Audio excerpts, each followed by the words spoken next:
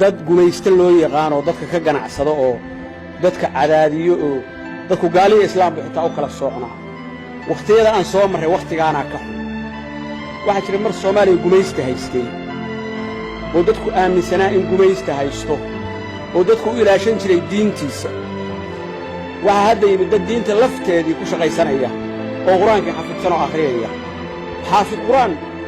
ilmihi inta ka kaxayso quraanka xafidsiyo qalbiga ka takhtarsiiya qarax ku xiraya soo baxay inaynu shabaabka gaalaysiino inuu gaala yahay u sheegna dadkana waa la rabaa iyaga gaala ah inay diinta islaamka ku gabadeen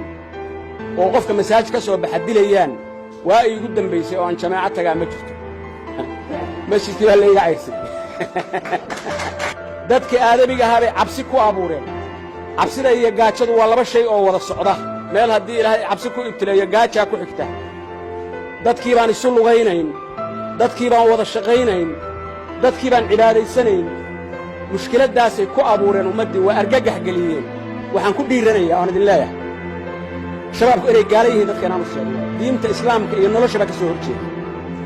xasilloonida ka soo hor jeeda cibaadada ka soo hor jeeda caqiidada ka soo hor jeeda muslimnimada ka soo hor jeeda haddaan safar ahay dhallinyarada ma qaado waxaan ka baqaa inuu maaragtay gaari ka degi yidhahdaan ay qarxiyo lafahaygaan uga baqaa waa asxaan darra wey cadaylaha ma qaado hadda wallaahi waa qaadi jira waago qof walba naftaydaan uga baqa masjidkii baan ka baqa oo qofka islaamka aan qaadi lahaa baan ka baqa oo kii tuugsanayay baan ka baqa waa mushkilad wey axsaankii baa lumaya soomaalinimadii baa lumaysa islaamnimadii baa lumaysa ajarkii baa lumaya ilaahay hayna ka qabto ilaahuw naga qabaannu leenahay shayaadiin weeye shayddaanka aan iska naarro aan iska qabanno waxaa laga yaabaa qaarida ka mid inay aaminsan inay muslim yihiin baa laga yaabaa inaad u riyaaqaysaan oad muslim u qabtaan idinkoo diinta jecel